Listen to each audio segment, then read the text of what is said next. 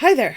We're here for Class 7 for Thursday, September 30th, and which, by the way, is Truth and Reconciliation Day here in Canada. So if you can, please take advantage of the opportunities, some in person, but a lot virtual today, surrounding the issues of Indigenous in Canada and truth and reconciliation. So I do encourage you to take advantage of some of those things going on today.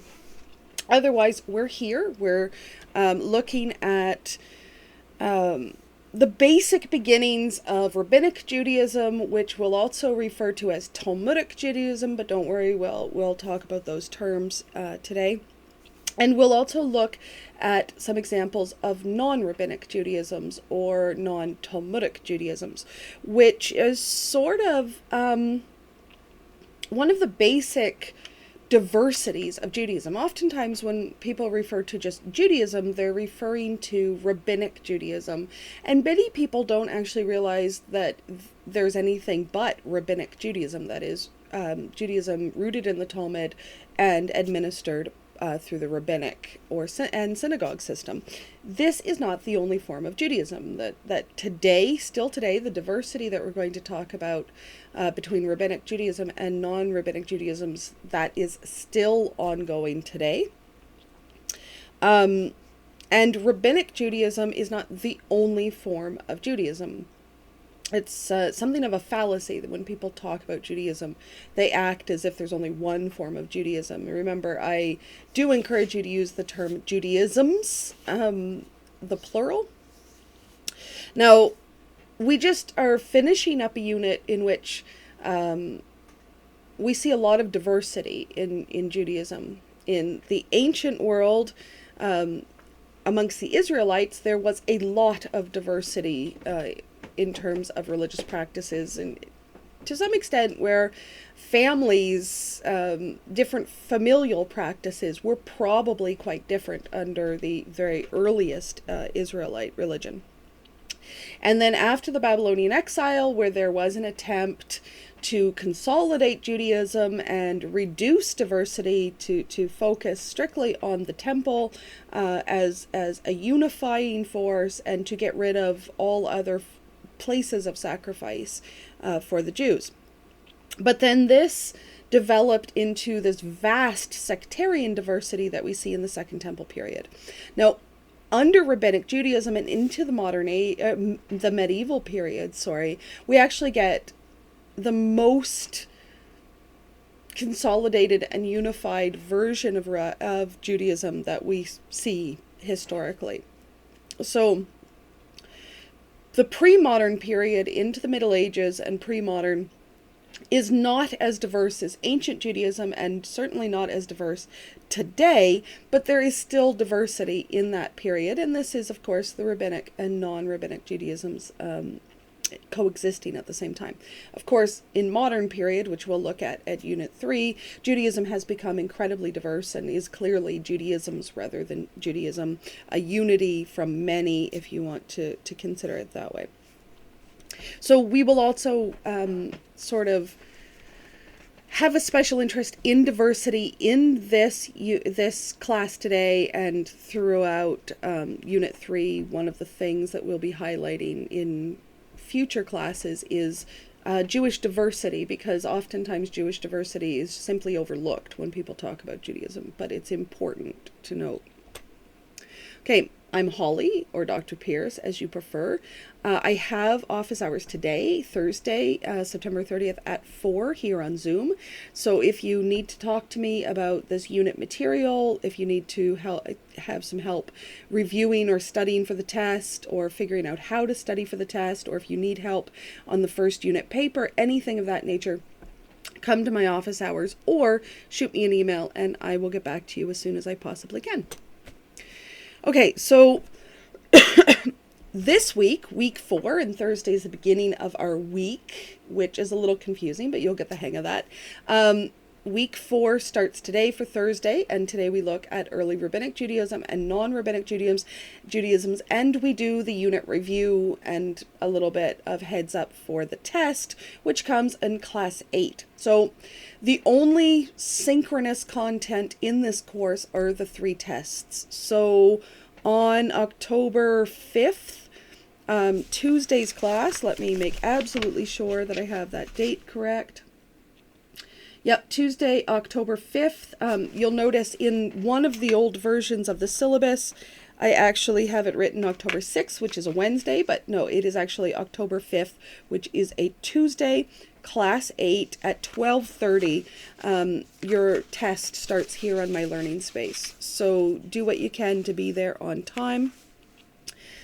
These 3 tests are the only things that I'm asking you to do synchronously, and that is basically to protect the integrity of the test and to try to make the test as kosher as possible, if you'll pardon the expression. So that's what our week is today. We're wrapping up Unit 1. Today's class should take the full time because there are no videos to watch other than this lecture video today.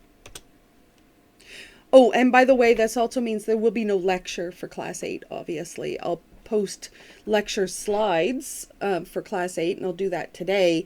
And those slides will effectively remind you of the paper and simply direct you to the test. So there's no lecture for next Tuesday. You get a break from hearing from me, which is good for everybody and probably good for my voice too. Okay, so for Class 7, we're going to look at Talmudic Judaism, Rabbinic Judaism, Talmudic Judaism. Those terms are often used interchangeably, and non-rabbinical or non-rabbinic or non-Talmudic Judaism, also terms that can be used sort of interchangeably. And we'll be doing Unit 1 review. So you have a couple of readings that you're supposed to read today. The Talmud page layout, it's not like I'm going to reproduce a page of Talmud on the test and ask you to identify the parts, but you should know what the parts of a page of Talmud is. It's a really essential piece of information about Rabbinic Judaism and the way that we can use one of the major tools and sacred texts of Rabbinic Judaism is to know how to look at a page of Talmud. So you should look at that handout and know what those parts are. Your primary text reading for today is the Pirkei Avot, which is a really, I'd say a key document of Rabbinic Judaism. It's one of the first pieces of rabbinic literature that Jewish students or Jewish kids read, and it literally is the sayings of the fathers, so it's in written very simply, memorable. It's kind of witty. There are some pretty interesting little tidbits in there. I'm not asking you to memorize that. I just want you to experience an actual rabbinic document, and most rabbinic writings are rather impenetrable. I would not give an intro to Judaism course a huge section of Talmud, for example, because that's a lot to chew off. But the Pirkei Avot is quite accessible. And a reminder for you, on October 8th, the first unit paper is due, and you can find those instructions on my learning space. It's about the temple for Unit 1. Okay, so just to sort of recap where we are. So we have the biblical or primeval tribal history of the Hebrews and the Israelites. We then have the Babylonian exile, which changes everything. It changes the religion of the Hebrews or the Israelites to what we refer to as ancient Israelite religion into Judaism. And we get this term from the province of Yehud, Judea, under the Persians, and the later under the Greeks.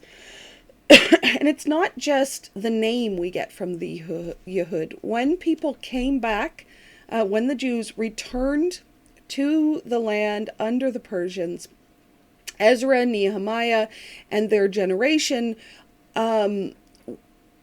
undertook a massive reconstruction of Judaism, and we do see an incredible change from ancient Israelite religion, which was very diverse and scattered, with people persisting in sacrificing away from the Temple Mount, sacrificing in Egypt and in the Northern Kingdom and throughout.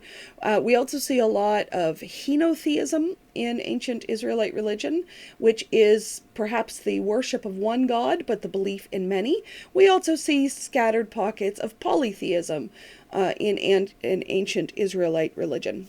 All of these things are effectively, when Judaism is constructed, it's constructed as a monotheism, and there is an increased attempt to rid Judaism of the vestiges of ancient Israelite religion, which many felt was the cause of the exile. They felt that the Israelites had not practiced their religion correctly and had therefore voided the covenant, and the Babylonian exile was punishment for that. So after the Babylonian exile, we see a really concerted effort to do it right. And Judaism really is the result of this attempt to do it right.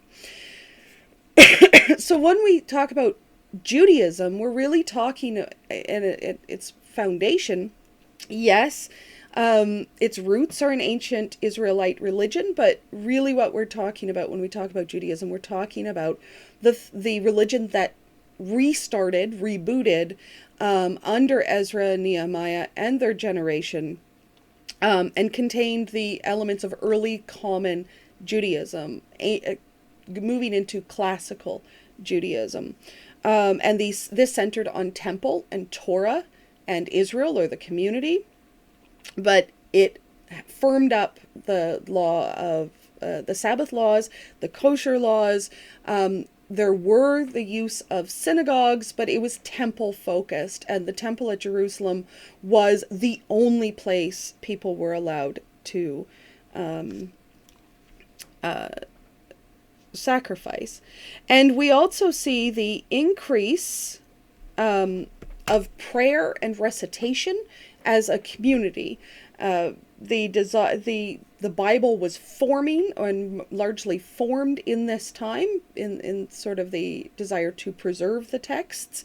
And Ezra decided that Jews need to gather, pray together, and read the Torah together as a way to shore up identity and to preserve these texts. So we also get an increased, we get a religious emphasis on Hebrew. Hebrew is no longer just simply the language of the Jews. It becomes the religious language of the Jews. So there's an emphasis on teaching your children Hebrew, even in the diaspora, as a way to access these key texts, which were forming in this period. So these are some of the factors of sort of common Judaism. This also, by the way, was the period in which intermarriage was prohibited in Judaism, because intermarriage was blamed for why the covenant was harmed in the first place. There were too many foreign wives. And we all know that these kinds of ancient religions often love blaming women, so there was an emphasis on the infiltration of foreign wives into Israel that brought paganism and immorality. So Judaism goes through a period of intense prohibition against intermarriage as a means to keep the religion safe, but also to prevent assimilation and to prevent people falling away from the community. This also happens in this age. So Judaism, as we know it today, kind of springs out of the Yehud, Judaism under the Persians, in which the Persians established, rebuilt or recommissioned the temple and established a good deal of Jewish autonomy in Yehud. That autonomy, for the most part, continues under the Greeks, with some pretty notable exceptions. For example, the Greek attempt to eradicate Judaism that resulted in the Maccabean revolt, and which we celebrate annually with the holiday of Hanukkah. The Maccabean revolt was successful. It overthrew the Greeks that were trying to eradicate Judaism and established the Hasmonean dynasty, which gives way to the Herodotean dynasty. That's a lot. But then come the Romans, and the Roman experience is very different from the Persian and the majority of the Greek experience. Now, the Greeks meddled in terms of giving their culture to the land in the Second Temple period, but the Romans actually politically and as well as religiously and economically interfered with Jewish community and Judaism quite a bit. And it is the cataclysm of 70 CE in which the Romans destroy the temple, destroy Jerusalem as a response to a Jewish revolt, so-called the Great Revolt, when the temple is destroyed by the Romans in 70 CE. And this is one of the only dates I'm asking you to remember for this course, because 70 CE is a complete and utter game changer. It is not only devastating emotionally and physically to the Jews. A million Jews were killed during the crushing of the revolt. But it's also a cataclysm for the religion. A cataclysm generally means that nothing afterwards is the same as before, and the loss of the temple fundamentally changed a lot about Judaism and how it's practiced, because without that one temple, Jews were no longer allowed to practice sacrifice. And in the covenant as recorded in Torah, sacrifice is a major mode of communication between the Jews and God. So the loss of the temple meant that Judaism again had to go through a complete reconfiguration. Now, luckily, the common Judaism of Ezra's period gave Jews the tools to adapt to the loss of the temple. There were already things in place, such as synagogues, such as communal prayer and recitation, such as a growing domestic Judaism that had some consistency to it. So there were certainly tools available by the time the temple was destroyed, but the destruction of the temple is a cataclysm. Now, we know during the Second Temple period, and it's called Second Temple because the First Temple was destroyed at the Babylonian exile, then Cyrus the Great allowed the Jews to return to Jerusalem and commission the rebuilding of the temple. So we call it the Second Temple period because it's literally the Second Temple. But the Second Temple period is incredibly marked by sectarian conflict and civil unrest and a lot going on. The Second Temple period is probably one of the most chaotic periods intellectually, culturally, artistically, literaturely wise for the Jews ever.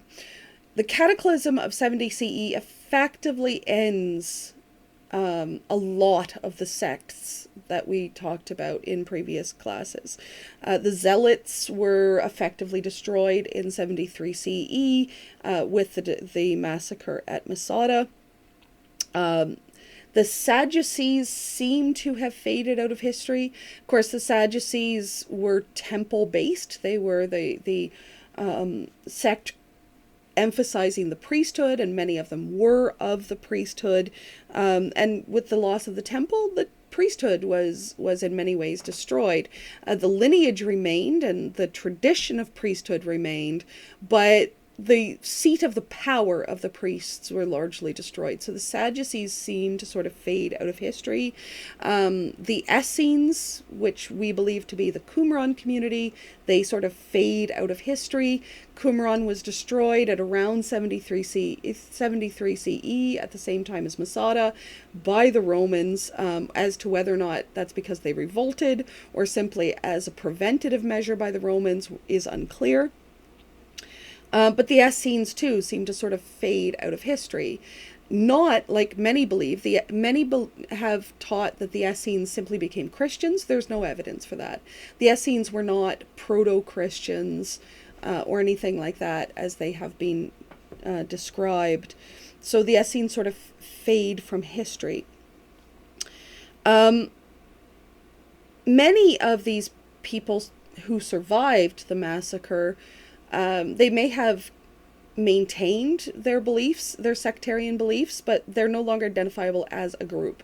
And many of them probably integrated again with common Judaism, mainstream Judaism, and other groups. Like, for example, the Pharisees, who we believe did survive the cataclysm of 70 CE and effectively become what we refer to as the rabbis.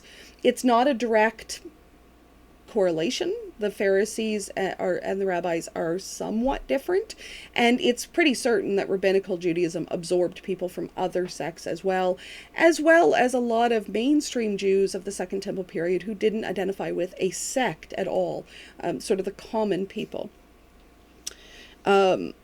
And of course, the other big group from the Second Temple period to survive is, of course, the Nazarenes, or the Christians.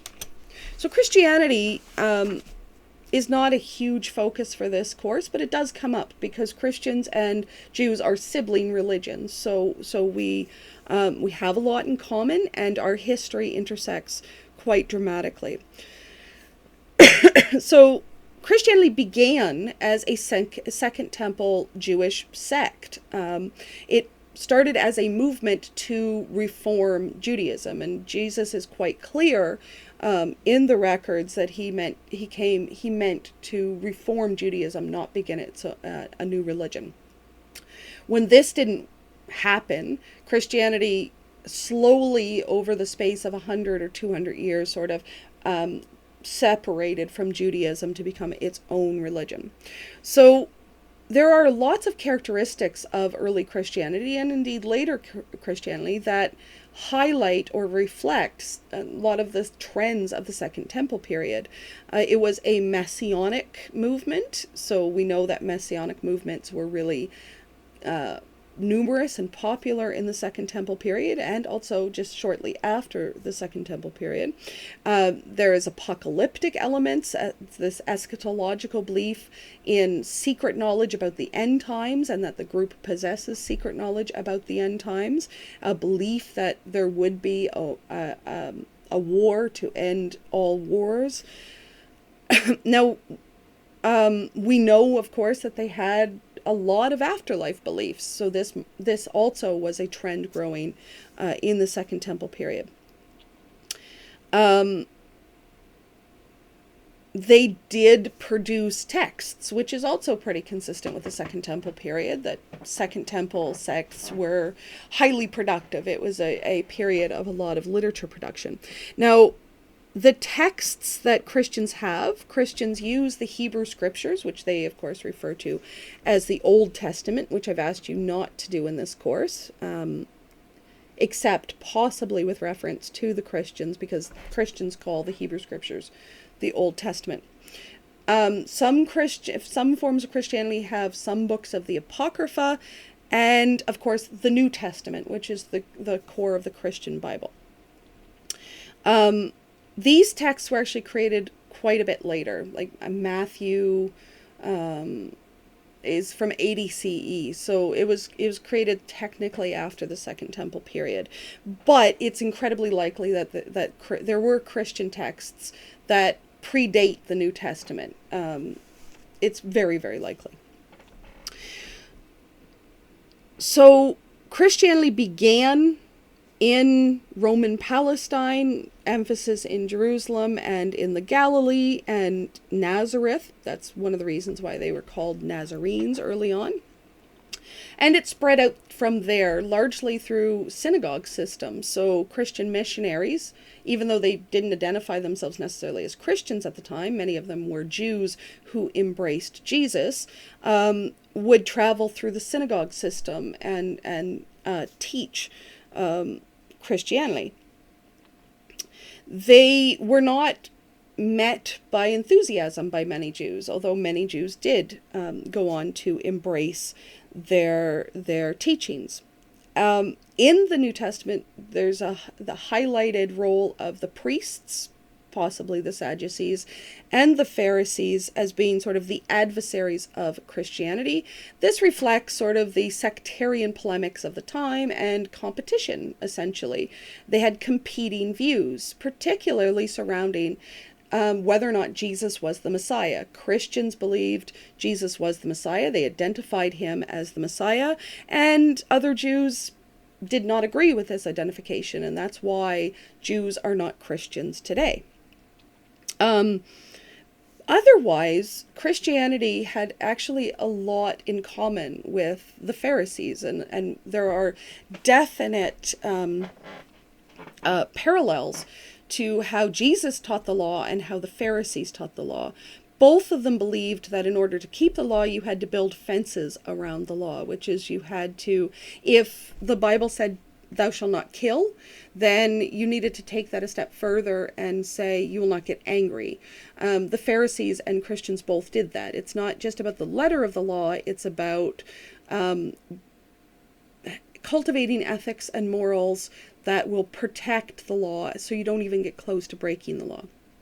We'll come back to that later in the course, because it's a pretty important concept in Judaism, building a fence around the law. Now, in 70 CE, Christians had already spread out from the land by 70 CE. They were like in Asia by 53, 56 CE. So Christianity already existed outside the land of Roman Palestine, although already, again, they weren't necessarily calling themselves Christians. They were calling themselves Jews that embraced Christianity. Now, there were also Gentiles joining the movement at a great rate at this period as well.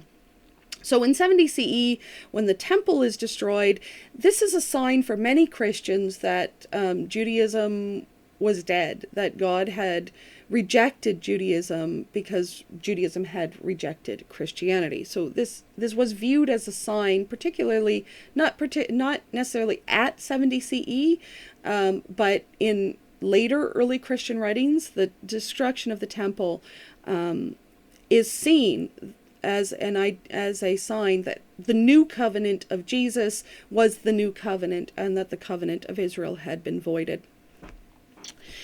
So the destruction of the temple and its interpretation was obviously one of the things that encouraged Christianity to break off from Judaism. Now, the birth of Christianity, we talked about Jesus in the Second Temple period. Jesus was a messianic leader, and there were many messianic leaders in the Second Temple period, and the Romans didn't like messianic leaders because messianic leaders could lead to revolutions, and this ended up being quite possibly one of the reasons why he was executed by the Romans. Were the early Christians, and during the time of Jesus, were they revolutionary? They might have been, because the Second Temple period was really full with civil unrest, and particularly hatred of the Romans, dissatisfaction with Roman interference. So the early Christians might have been revolutionary, and that might have been behind Jesus' execution. That happened quite often in the Second Temple period. We simply don't know, because the documents that we have came after the time of Jesus. And we talk about Jesus as being the founder of Christianity, but he's not really. He's more like the focus of Christianity.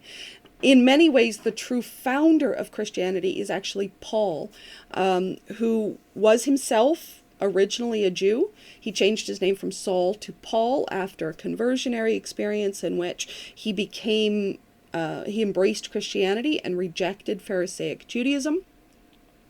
So around 50 CE, 40s, 50 CE, so after the time of Jesus, but pretty early on, Paul effectively forms a religion that is distinct from Judaism theologically in many ways. And a lot of this had to do with discussion surrounding what do we do with Jews and Gentiles within Christianity. Many early Jewish Christians clearly felt that in order to be a Christian, you had to be a Jew, that Christianity was simply a new form of Judaism. So many early Christians, particularly Peter is mentioned in the book of Acts.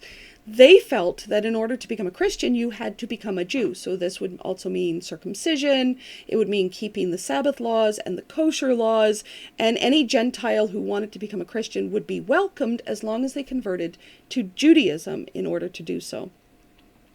Paul disagreed. Paul felt that the laws of Moses were no longer applicable to Christians because of the covenant offered through Jesus. And not only did Jewish Christians have freedom from the laws of Moses, but that Gentile Christians did not have to be circumcised or follow the law of Moses. He felt that the laws of Moses were a stumbling block designed to prevent Gentiles from becoming Christians, and that they could spread their message with more efficiency if they didn't make such demands of Gentiles who became Christians. And this is one of the key steps in what we call the parting of the ways between Judaism and Christianity, because Jews could no longer socialize, I guess, with Christians if many of those Christians were Gentiles who didn't keep the kosher laws, for example. Judaism, after Ezra, is essentially set up. The kosher laws are a form of social exclusion. You only eat with kosher people. You only drink with people who keep kosher.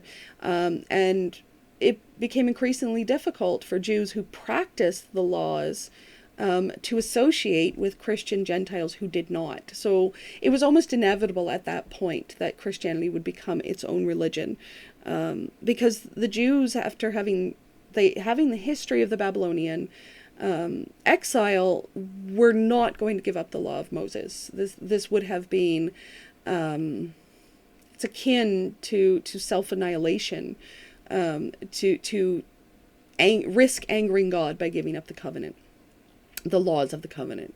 So at this point, Paul's work makes it effectively impossible for Jews and Christians to maintain togetherness. There are lots of other stages in this. This is a really complex process, this parting of the ways. And no one is 100% clear when the parting of the ways was complete. Because it is so complex, and there is no single event that makes it clear that the Jews and the Christians no longer saw each other as members of the same religion. But certainly early Christians, really early on, started to believe that if you were doomed or you were damned if you didn't embrace Jesus. So there's also a certain theological absolutism there that also added fuel to the fire of the parting of the ways. The early church was established because Christians became increasingly unwelcome in synagogues. So Christians formed their own fellowships, and these became the early churches, and these became networks for pilgrims and missionaries throughout the known world at the time, into Africa and Asia Minor and Asia itself.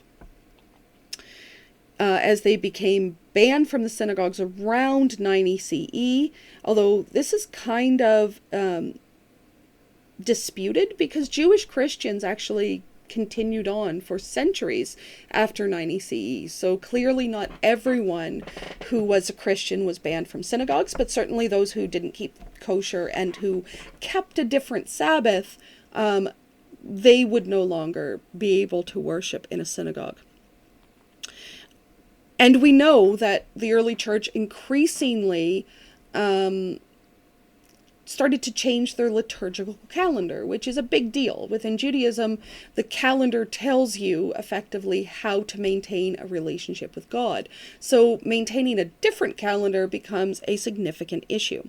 So Christianity was persecuted under the Romans in the early years, because the Romans recognized Judaism as an ancient religion, but they became leery of extending the same privileges to what they considered to be a new religion.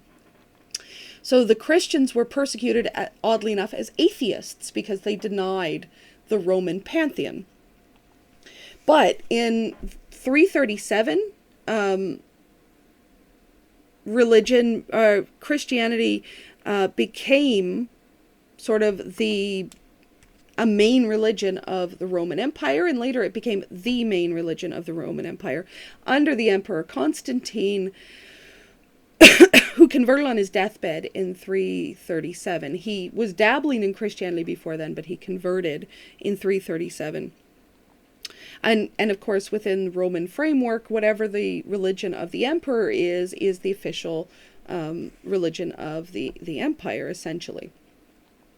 So the Council of Nicaea in 325 CE, which Constantine commissioned to sort of clarify Christianity for Rome. Nicene Christianity becomes sort of the official Roman version of Christianity, sort of the forerunner to what would later become Roman Catholicism. But in the Council of Nicaea, for our purposes, one of the major things that develops from there is Easter, rather than Passover, becomes central to the Christian calendar. And the timing of Easter becomes tied to the solar calendar and not the lunar calendar. So Christians effectively are now using a solar calendar and not a lunar calendar, which is an important step in the parting of the ways, because Jews and Christians can no longer worship together if they're maintaining a separate calendar. That might not seem like a big deal, but it absolutely is, for the identity of these people, maintaining the Sabbath, maintaining kosher laws, maintaining the lunar calendar. These were cornerstones of Jewish identity, particularly without the temple. One of the other factors, one of the other steps in the parting of the ways was, of course, the Bar Kokhba revolt, because the Bar Kokhba revolt was considered to be a messianic revolution. The Star of Jacob, the Messiah had come. Now that revolt failed. It was not a successful revolt, but this was a major step in the parting of the ways between the Jews and the Christians, because if the Jews were still actively seeking a Messiah, still expecting a Messiah, and embraced Bar Kokhba as the Messiah, then clearly the Christians could not accept that. They could not accept other people being identified as the Messiah. In their vision, the Messiah had already come and was going to return. So effectively, every Jew who supported the Bar Kokhba revolt were banned from Christian fellowships, because they had to choose which Messiah to focus on, and many of them chose Bar Kokhba, even though he was unsuccessful. So it's a complex process with lots of different historical events that led to the parting of the ways and the emerging of Christianity as a brand new religion. But this is a process that starts even before the fall of the temple, and is certainly done by the 300s. So the first century took about 200 years for Christianity to become a religion separate from Judaism. But there you have it. Okay, so the Christians were already throughout the Roman Empire when 335 hit and the Great Diaspora occurred. And this is, of course, the razing of Jerusalem and the ejection of the Jews by the Emperor Hadrian in response to the Bar Kokhba revolt. Jews had already dispersed. So there were already Jews living outside of Roman Palestine when this occurred, in Egypt and North Africa, in Asia Minor, in Babylon. There were synagogues in all of these places. So Jews were already living outside the land, but the Great Diaspora occurs in 135 because the Romans effectively tried to reinvent Jerusalem as a Roman city, not a Jewish city, and the Jews are considered to be in exile once more. So from about the 2nd century to the 5th century CE, about 2 million Jews lived in the region of Babylonia. So that's a lot. It's a really thriving really thriving Jewish center, particularly after Jerusalem, after the fall of the temple. So the Babylonian community is central to the survival of the Jews after the fall of the temple. They helped the refugees, they gave money, they provided leadership, and they had synagogues and academies with texts. So if the Babylonian community, if all the Jews of Babylon had returned to the land when Cyrus the Great allowed them to, I'm not 100% sure Judaism would have survived the fall of the temple as healthy as it did. Because it's really Babylon, the Jews of Babylon, that save the day after the fall of the temple. And one of the ways they do this is by keeping the lunar calendar. We're used to now, everyone has a device with a calendar on it. Everyone has paper calendars on the wall. Calendars are normal and easy for us now. In the ancient world, that was not the case. Keeping a calendar took significant intentional effort, and it took precision. So in the absence of the temple, the Jewish community of the world effectively had to look to Babylon for the right maintenance of the calendar, because if you don't maintain the calendar correctly, you fail in your covenantal duties, and then you offend God. So keeping the calendar was pretty essential. And ancient calendars took effort.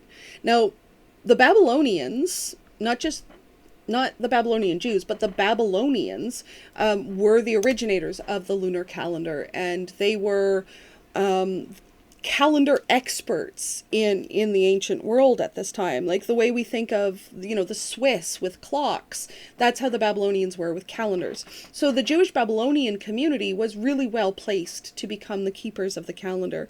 And the leadership structures in Babylon allowed for an authoritative calendar that could be trusted by Jews elsewhere. And this was an incredibly important thing.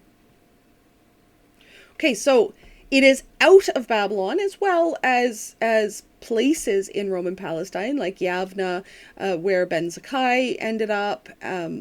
These academies, the synagogues are important for fellowship and community and worship, but it's the academies that becomes the backbone of what we refer to as Rabbinic Judaism.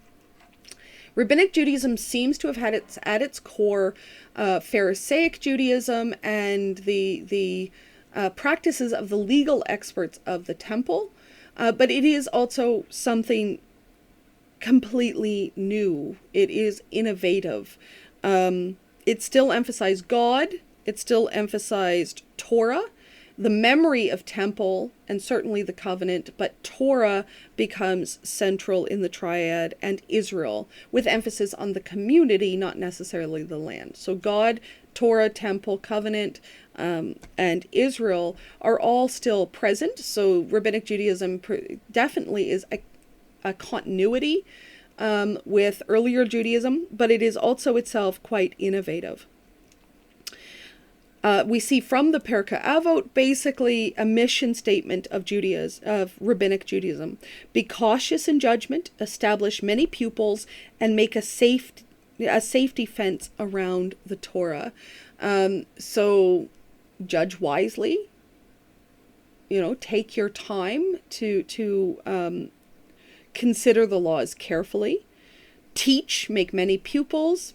Remember from last class, more pupils means more people who share the tradition, more keepers of the law. More memorization means less likelihood that Judaism will be destroyed by the next cataclysm. So make many pupils and make a safety fence around the Torah. This is consistent with Pharisaic Judaism, and it's also consistent with the way Jesus interpreted the law.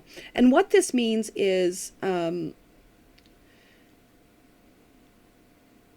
in order to prevent the community from being defiled, in order to prevent your person being defiled, in order to prevent doing anything that might at all be detestable to God, you take the law from Torah and you expand upon it to make it ironclad.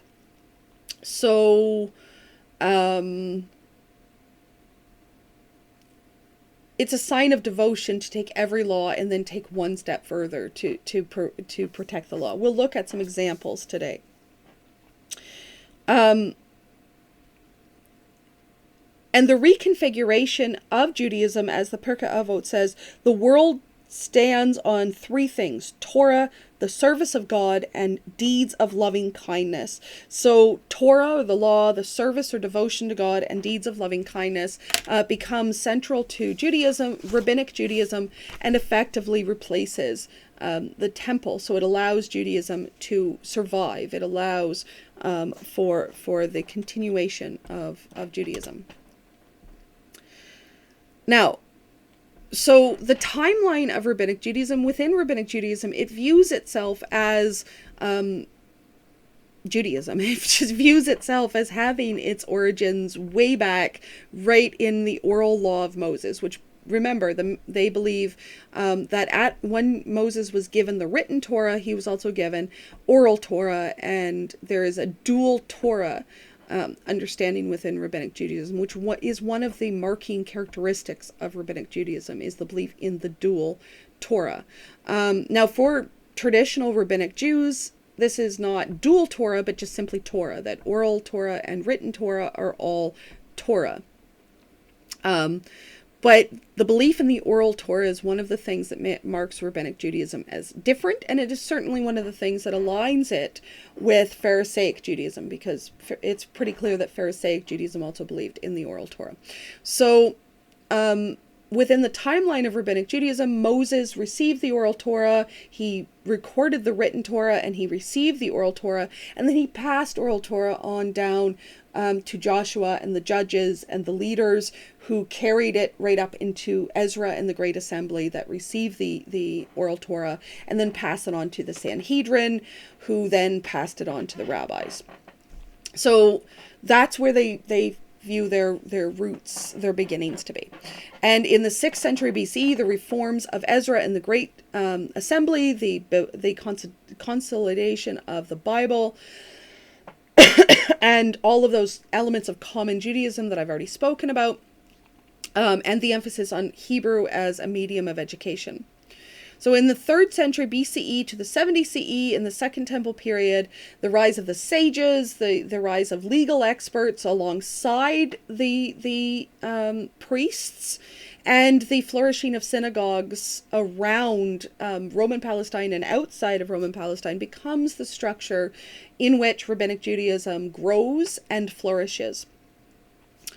And it's really rooted in sort of the teachings of great rabbis or great leaders, and particularly pairs of great leaders, if you remember, like Hillel and Shammai, who were pairs of rabbis who were both authoritative, but had differing perspectives on the law, and it was important to learn different perspectives on the law. From the 70 CE to the 6th century CE, this is the formative period of Rabbinic Judaism, as Rabbinic Judaism becomes Talmudic Judaism. So Ben Zakkai goes to Yavne, he records what he knows, the academies start forming texts. The Bible, the Rabbinic Bible, is canonized at 24 books. Common Judaism effectively gets adopted into Rabbinic Judaism. I'm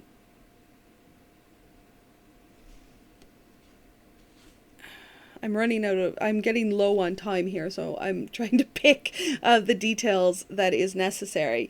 The great Rabbi Akiva is martyred at the Bar Kokhba revolt, so we do know that many of the rabbis actually participated in revolution still, but then after that, Rabbinic Judaism becomes intensely non-revolutionary. After the 70 CE destruction, and certainly after 135 CE, Rabbinic Judaism becomes focused on the preservation of Judaism and the preservation of Jewish life. So as we looked at last class, the idea of revolution becomes more metaphorical, more faith-based, and less politically active. In 200 CE, the Mishnah, or the Oral Torah, is written down, and from 200 to 650 CE, Talmud is written down. From the 6th century to the 17th century, this is sort of the age of cogency, which we'll be looking at in the next unit. Rabbinic Judaism becomes dominant and spreads worldwide, largely because it offered many functions that were really beneficial to Jewish survival in the diaspora, such as an emphasis on faith and kindness and charity rather than on revolution and sacrifice, which was something that was quite necessary. It is quite possible that before the Bar Kokhba revolt, many rabbinic Jews believed that the temple would be restored. But as the early formative period goes on, Judaism, the new normal, starts to set in Judaism, and Judaism forms without the temple, to the point now that I'm not 100% sure how Jews today would deal with the temple being reconstructed. Like, I am not going to be out there sacrificing doves and things. Like, Judaism as we know it today has changed a great deal from sacrificial Judaism, and largely this is because rabbinic Judaism makes a lot of changes here with that. And from the 18th century onward to today, we get the denominational period, where rabbinic Judaism is still hegemonic, like people still identify Judaism with rabbinic Judaism, but we also have post-rabbinic Judaism. So there are forms of Judaism today that have their roots in rabbinic Judaism, but have since adopted or emphasized Talmud less and less. We'll put it that way. Don't worry about that. That's Unit 3 when we talk about post-Talmudic or post-rabbinic Judaism. We'll get to that in Unit 3. Okay, so that was a lot. Rabbinic Judaism, suffice it to say, is probably the dominant form of Judaism today, even though there are now multiple forms of it. Likewise, the Rabbinic Bible is the dominant Jewish Bible with 24 books. Remember, there were lots of different canons circulating in the Second Temple period. The reason the Jewish Bible looks the way it does is because Rabbinic Judaism became dominant. Though remember, even amongst the rabbis, they warn if someone comes in here with more than 24 books, they are spreading dissension. So even during the rabbinic period, there were people who maintained canons that the rabbis did not approve of. So Hebrew is definitely emphasized within rabbinic Judaism. This is the means to preserve the tradition, and as well as a way to preserve identity. It makes links with the land, but specifically it makes the texts accessible. And Torah effectively replaces the temple within rabbinic Judaism. So to worship at temple is now to read Torah, and Hebrew is the way that is allowed. The rabbis generally did not allow for authoritative official translations of the Bible because not allowing the translation of the Torah meant everyone had to learn Hebrew, and making everyone learn Hebrew was a great way to shore up identity and to prevent assimilation. And they were absolutely bang on with that. The preservation of Hebrew is one of the fundamental keys to the preservation of Jews throughout everything that they go through in the Middle Ages, which is extensive. I will warn you now, Unit 2 is not a happy unit. There's a lot of stuff that the Jews go through, and the preservation of Hebrew is one of those keys that allows Jews to survive today. And of course, the third big innovation of rabbinic Judaism is the books that they produce, the Mishnah and the Talmud. Now, the Mishnah is the record of rabbinic oral law, so it's a writing down of the oral law. It's written down sort of to preserve the oral law. People were afraid that another great cataclysm could effectively wipe out the oral law, so if you write it down, this is a choice, right? If you keep it flexible, or if you keep it oral, you keep it flexible, but if you write it down, you lose some of that flexibility. But if you don't write it down, you risk losing it. This is a huge decision, but Rabbinic Judaism writes down the Mishnah or the oral law effectively as a teaching tool for rabbis, because now we're needing to produce more and more rabbis, because rabbis become the main officiants of Rabbinic Judaism rather than priests. So it's to make it portable, to make it teachable, and to prevent loss and conversion. And some have argued that the Mishnah being written down is kind of conveniently coincidental with the writing down of the New Testament. So that maybe the writing down of the oral law was meant to sort of shore up Judaism, because at this point it's not just destruction that they're worried about, it's also conversion to Christianity. So the writing down of the Mishnah may also be a sign of this parting of the ways, this desire to firm up Rabbinic Judaism as distinct from Christianity and prevent Jews from moving over to Christianity. That's just a theory, though, however. And I just sounded like a YouTuber, but I am a YouTuber now, I guess, so congratulations me. Okay, so the Mishnah was what the textbook that was studied at the academies, and the Talmud is the result of this. The Mishnah and the Talmud are some of the greatest achievements of early Rabbinic Judaism. So the Talmud is the record of people studying the Mishnah. So the Talmud contains both the Mishnah and Gemara. Gemara is the new bit that is added for the Talmud. So you have the section of the Mishnah, then you have the commentary on the Mishnah, and then you have commentaries on the commentaries, and exposition or exegetical equipment on the side to make references to other texts. Not to get too technical there. So Mishnah and Torah are both considered Torah. Talmud is also Torah in that it expands on the law and explains the law, but Torah means teaching and Talmud means learning. So you can see how Torah and Talmud work together within Rabbinic Judaism, that you have to learn the law and the Talmud teaches it to you. There are two main corpuses of Talmud, the Palestinian Talmud or the Yerushalmi, and the Babylonian Talmud or the Bavli. The Bavli is much bigger, and the Bavli becomes the dominant Talmud because it focuses more on law. There's more direct, actual halakha in the Bavli than there is in the Yerushalmi. The Yerushalmi focuses on a lot of agadic material or non-legal material.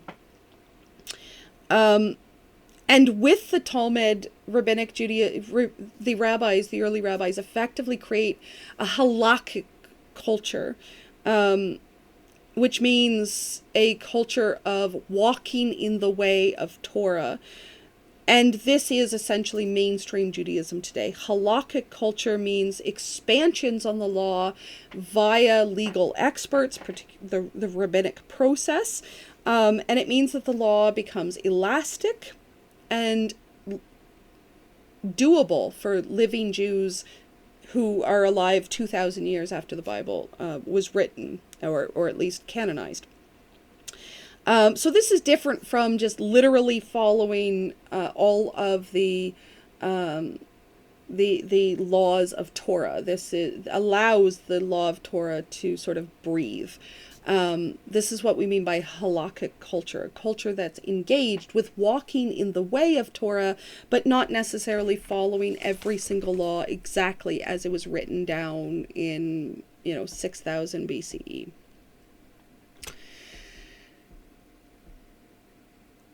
So Judaism arising from the rabbinic tradition is recorded in the Talmuds, and it is rooted in the idea that the law can only be followed correctly through proper study and interpretation. You can't just get a copy of Torah and then just walk on with it.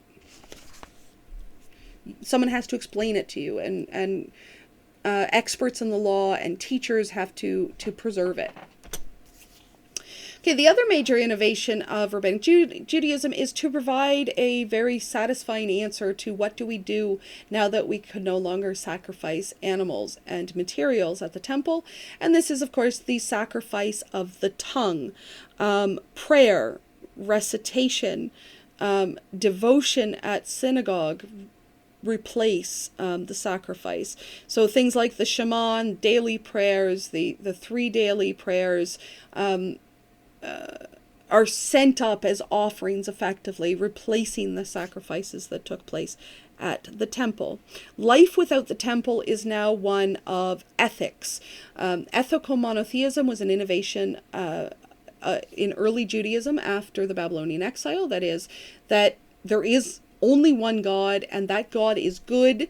And ethical monotheism is the belief that a good God not only wants worship, but he wants you to be a good person. So God cares whether or not you personally are an ethical, moral person. So this ethic, this living as an ethical person, becomes the center of Judaism. It's no longer enough to sacrifice a heifer. Now the community has to be good. It has to be ethical. That is really what God wants, not sacrifices. He wants acts of loving kindness, not sacrifices. And this is part and parcel with the rabbinic interpretation of the fall of the temple, that perhaps the fall of the temple, obviously the fall of the temple was God's will, because if God didn't want the temple to fall, it simply wouldn't have. So there was a lot of discussion of why God would let the temple fall. For Christians, it was because Judaism had gone astray and rejected Jesus. For many Jews, it was because God was punishing them for allowing Hellenization, for example. But for the rabbis, they actually offered a surprisingly upbeat interpretation, and that is God wanted the Jews to grow up. He wanted them to move past sacrifice and move into acts of ethical loving kindness. He wanted them to move in to tikkun olam, the mending of the world through ethical loving kindness rather than sacrifice. Because remember, we have these 2 mission statements in early Judaism. One is to be a nation of priests and keep holy, but the other one is to be a light unto the nations. So Rabbinic Judaism offered this interpretation that the destruction of the temple and the great diaspora, Jews had learned how to fill the first mandate, and that is to be a holy nation of priests, but they now had to fulfill the second mandate, and that is to be a light unto the nations. So the destruction of the temple and the diaspora from the land was about fulfilling that second mission, to become a light into the nations by literally going out amongst the nations. This is an incredibly satisfying and reassuring, an incredibly positive and upbeat interpretation to what was a really devastating event that left a real wake of grief. So one of the innovations of Rabbinic Judaism, and one of the reasons it became so dominant, is because Rabbinic Judaism offered hope, it offered a sense of purpose, it offered faith, it offered love and kindness and charity, which were all things that were needed for survival. And it offered alternative ways to understand history that weren't just depressing and tragic. And this was really important for the Jews at this time. They needed something to cling to. So these interpretations of the fall of the temple. Now, don't get me wrong, there were trends there were people within Rabbinic Judaism who also worried that, we lost the temple because we broke the covenant in some way and we need to get back to the covenant. But the fact that these other interpretations exist is incredibly important for the Jews at this time because they needed it. Okay, I am really running out of time. I've gone on a bit too long.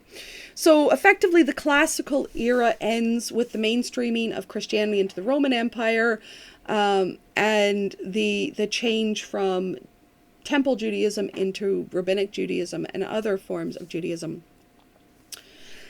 But the classical period gives us Jewish philosophy, Jewish history, Jewish theology, and rabbinic literature all stem from what Judaism absorbed during the classical period. So while the experience with the Greeks and Romans weren't necessarily happy history, Judaism develops a lot, progresses a lot through this period. This is a really important period. The ancient period is important because of the biblical history and the roots of it all, but the classical era is really essential for the construction of Judaism as we know it. Okay, so remember, the fallacy of normative Judaism is the erroneous belief that there's only one way to view Judaism, that there's only one Judaism. There are still diverse Judaisms today. If I run out of time, I may actually just put the test review as a separate video that you can watch. That'll be optional for you. Okay. So non-Talmudic Judaism are those Judaisms that do not keep Talmud. Rabbinic Judaism is Talmudic Judaism. Non-Talmudic Judaism is non-Rabbinic Judaism. So remember, Rabbinic Judaism isn't just the Judaism. It's not like Rabbinic Judaism is what Ezra made. Rabbinic Judaism has a history, and there were Jews doing other things while Rabbinic Judaism was developing, and there are other types of Jews out there. And one of the most famous examples of non-Rabbinic Judaism are the Karaites. We'll get to those in a moment. My slides are a little out of sync. Non-Talmudic Judaism in of itself is a desire expressed to be authentic to Judaism. So the rabbis are expressing a desire to be authentic to Judaism and to preserve Judaism. So are non-Talmudic Judaisms. It's all extends out of a desire to fulfill what it means to be a Jew correctly, and that's open to dispute, right? It's open to debate.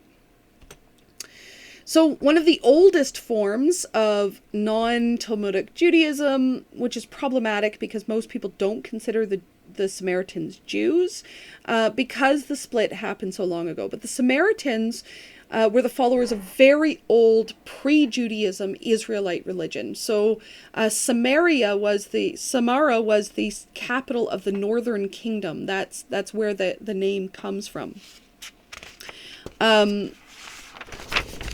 So the Samaritans are it's a very old Torah-based. They have their own, what we call the Samaritan Pentateuch. They have their own version of the Pentateuch. It's temple-based, it's priest-based, it's sacrifice-based, and it's based at Mount Gerizim instead of Mount Zion. So it reflects a debate over which sacrificial mountain was the official altar of Judaism, and they believed, because Mount Gerizim was higher, taller than Mount Zion, that it was the appropriate place to sacrifice.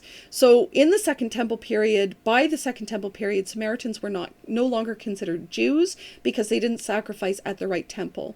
But the Samaritan religion does reflect pre-Judaism, non-Talmudic Judaism, and it still survives today, still sacrificing after all these years.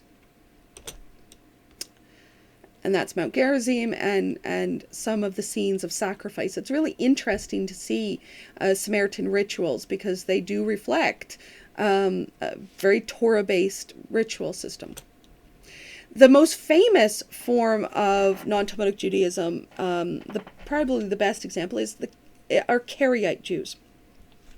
Now, Karaite Jews are considered Jews, but Rabbinic Judaism prohibits the intermarriage between Rabbinic Jews and Karaite Jews because they believe a respectful distance must be maintained. So for Karaite Jews, they understand Rabbinic Judaism to be not simply wrong, but possibly transgressive. In Deuteronomy 4, 1-2, Hear now, O Israel, the decrees and laws I am about to teach you. Do not add to what I command you, and do not subtract from it, but keep the commands of the Lord your God that I give you. So, because oral law is not mentioned in the written sources, and because Deuteronomy 4 tells us not to add to the law, Karaite Jews believe that oral law and Talmud and rabbinic law and halakhic process is transgressive. It's breaking what God directly told the Jews to do, which is to not add to the law. So what rabbis do in terms of adding to the law, building a fence around the law, Karaite Jews say, no, God said not to do this. And the word Karaite comes from the Hebrew for readers. So that highlights their emphasis on reading Torah, and they consider their form of Judaism to be Torah true Judaism or Torah authentic Judaism. It was founded by Anan ben David, who published his book of precepts in 770. So that's sort of the beginning of the Karaite religion. And originally called themselves Ananites and broke off as their own religion to avoid being called heretics, but are certainly understood to be a group of Judaism today, and probably the most famous successful form of recognizable non-Talmudic Judaism today.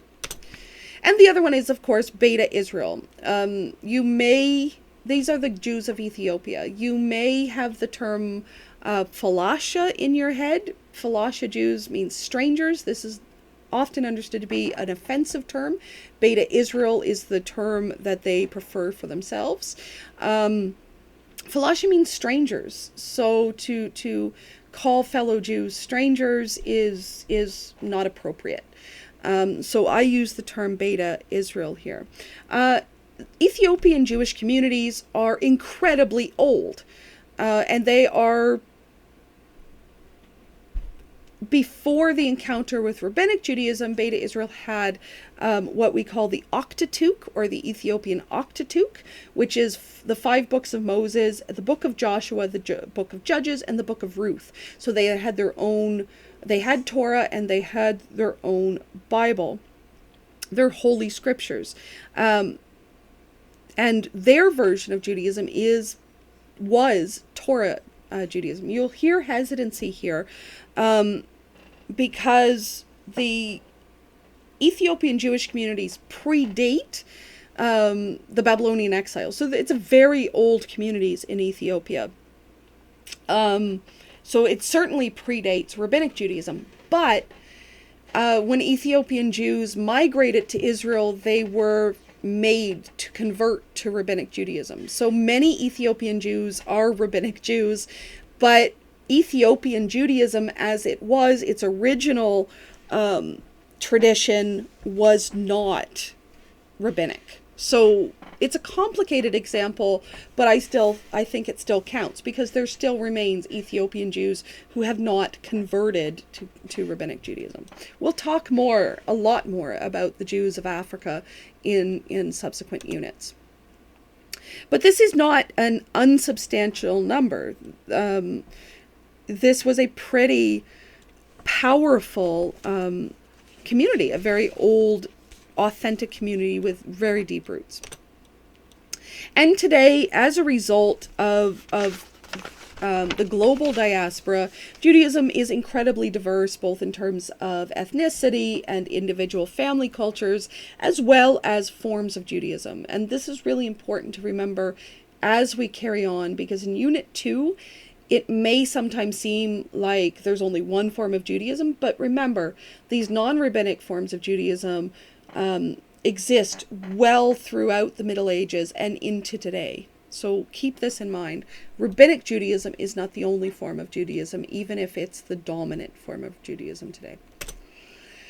Okay, so that ends the new material for Unit 1. So this is a period with a lot going on. A lot going on. We just covered like 3,000 years, so congratulations. We have the transformation of ancient Israelite religion into Judaism that we would recognize, and then into Rabbinic Judaism.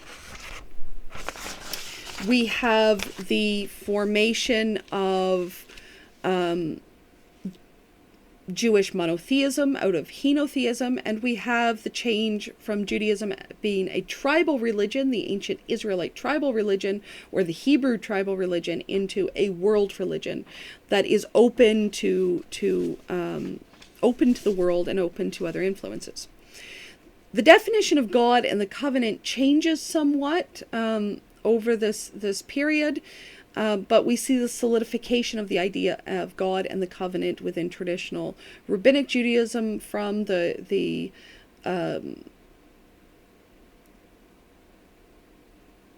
reforms of Ezra into the Rabbinic period. We see during this unit paradigmatic kingships like the King David, and the template that he laid down for the Messiah, as well King Cyrus, who wasn't even Jewish, who establishes a lot of how Judaism comes to view the Messiah. We see the rise and the fall of the two temples, and with that the paradigm of the exile and the diaspora, and the establishment of Zion, Mount Zion, as the center or heart of Judaism, and then the memory of Zion lost. We see the solidification of Torah and the Tanakh, the canonization of the Rabbinic Jewish Bible, the preservation of Hebrew within Rabbinic Judaism. We see the rise of the synagogue, particularly in the diaspora, but also in Roman Palestine itself. And we see the rise of Rabbinic Judaism and the creation or continuation of non-Rabbinic Judaisms. And with the rise of Rabbinic Judaism, we see the creation of the Mishnah and the Talmud. So this early period is incredibly important. So we have the ancient Israelite period, then we have the period of the Yehud into classical Judaism under the Greeks and the Romans, and then the beginning of Rabbinic Judaism. That's covering a lot. We did a lot, so well done us. So when you study for the test, you're going to want to review the nature of Judaism as a religion. So go over those definitions that we talked about. What makes Judaism a religion? What makes Judaism more than a religion? You're going to want to nail down your texts and concepts, your vocabulary of studying Judaism. You're going to want to look at the primeval history, sort of the origins of Judaism.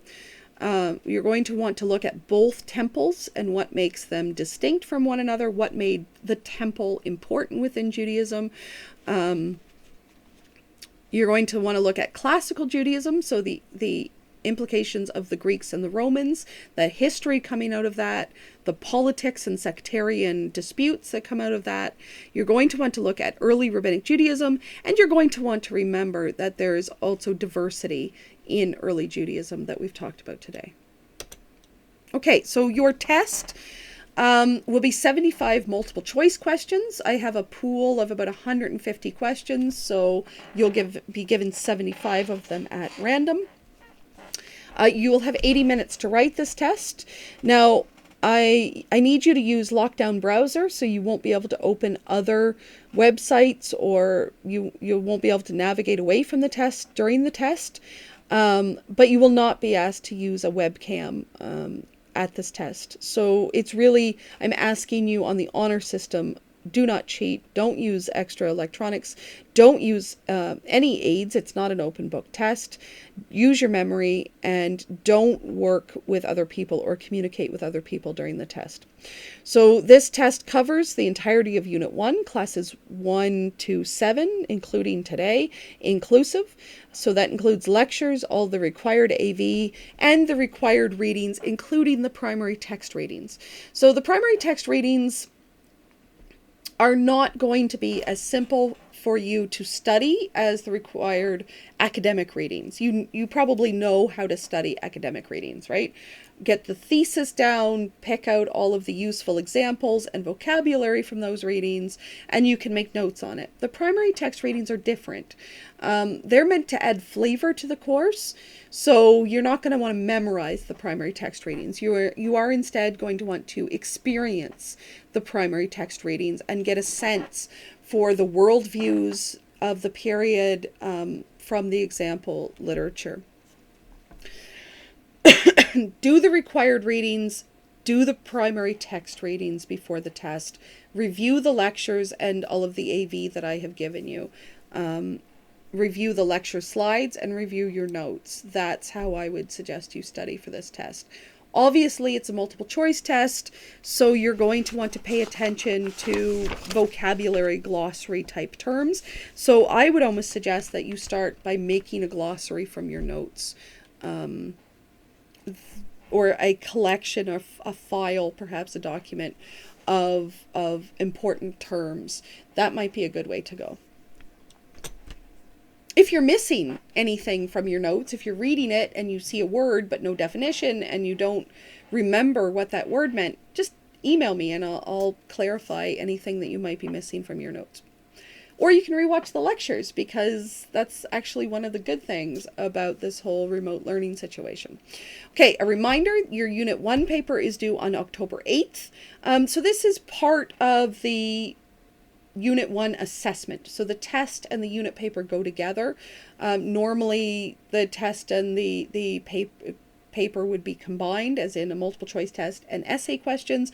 I can't really do that with this system, so I've made them separate. So demonstrate what you've learned this unit in this test, focusing on the temple. So define the temple, talk about, what the temple was.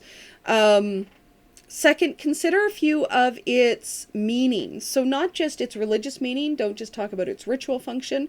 What was its economic function? What was its social function? What did it mean to the Jewish community in other ways? Because the temple wasn't just a place to sacrifice. We talked a lot, we've talked at length about how many meanings the temple had and why it was so important. And then finally discuss the fall of the Second Temple and why it was considered a cataclysm. And briefly, this is only a couple of pages. You only have a couple of pages to do this in, so I'm not asking you to explain the entirety of everything. Just demonstrate that you have gotten the gist of these things, okay? So include a brief functional intro and conclusion, and then use proper citations, use the course readings. You shouldn't have to use too much external research for this. You should use course readings. You can use lectures if you want. Cite them. There's a section in the syllabus telling you how to cite lectures, and then you must include a works cited page, okay? And remember, our TA, Gustavo, is marking these for us to save me the pain of trying to fit that in with everything else. Okay? So, test on October 5th, paper due on October 8th. Those are your main missions as we roll into week 4 and gently roll into reading week. Okay. So, and your discussion forum post for this week is to review key terms, so you can help your classmates review for the test by posting 3 key terms and defining them, and then you're welcome to discuss those definitions as you see fit on those forums and make them useful for you as a way to study for the test. Okay? If you have any comments, questions, concerns about anything, please email me. Remember, I've got my Zoom meeting today at 4, so you can find me there if you need anything from me then. Okay? Bye for now. Good luck. Have a good weekend, and I will see you on Tuesday at 12:30 for the test on October 5th. Okay? Bye for now.